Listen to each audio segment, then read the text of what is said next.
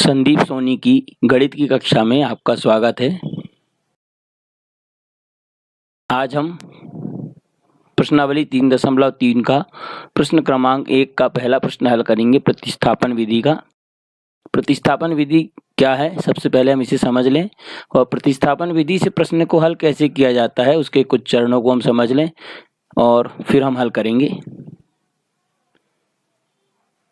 प्रतिस्थापन विधि में सर्वप्रथम दिए गए दोनों समीकरणों में से किसी भी एक समीकरण से हम किसी भी एक चर x अथवा y का मान ज्ञात कर लेते हैं, पहला चरण है।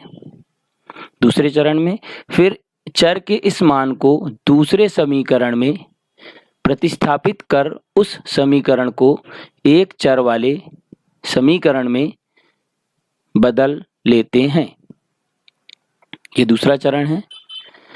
तीसरा चरण है कि चरण 2 में प्राप्त समीकरण को हल करके उस चर का मान ज्ञात कर लेते हैं। चौथा चरण 3 में प्राप्त चर के मान को किसी भी एक समीकरण में प्रतिस्थापित कर दूसरे चर का मान भी ज्ञात कर लेते हैं। इस प्रकार हमारे पास दोनों चरों का मान प्राप्त हो जाता है। ये प्रतिस्थापन विधि के कुछ चरण हैं। इन चरणों को हम प्रत्येक सवाल को हल करने में पालन करेंगे। प्रश्न है, निम्न रैखिक समीकरण युग्म को प्रतिस्थापन विधि से हल कीजिए। उसका पहला प्रश्न हम ले रहे हैं। पहला प्रश्न है x धन y बराबर 14, इसे हम समीकरण 1 नाम दे देते हैं। फिर है x ऋण y बराबर 4, इसे हम समीकरण 2 नाम दे देते हैं। इस प्रकार ये दो समीकरण दिए हैं। इन दोनों समीकरणों को हमें प्रतिस्थापन विधि से हल करना है। पहले हम समीकरण 1 लेते हैं। समीकरण 1 से समीकरण 1 है x धन y बराबर 14। हम यहाँ पर y का पक्षांतर कर लेते हैं। किसी भी एक चर का करना है तो हम यहाँ पर y का पक्षांतर कर लेते हैं। तो x धन y बराबर आ जाएगा 14।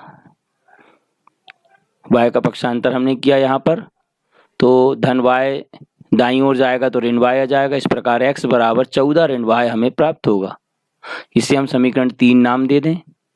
x के इस मान को समीकरण 2 में रखने पर, चूंकि यह मान हमने समीकरण 1 से निकाला है, प्राप्त किया है, इसलिए इसे हम समीकरण 2 में रखेंगे। हम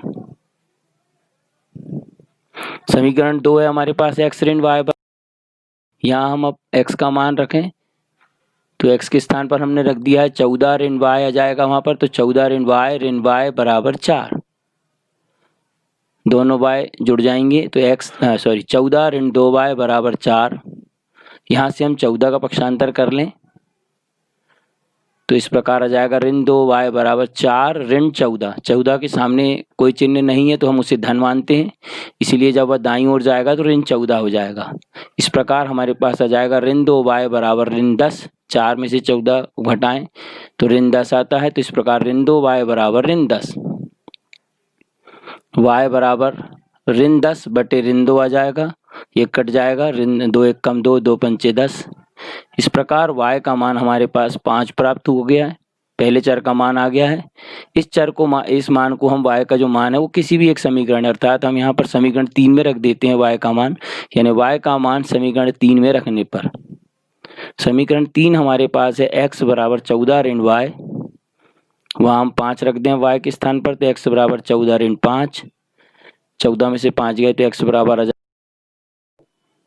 तो हमारा उत्तर आ गया है x बराबर 9 और y बराबर। समाप्त।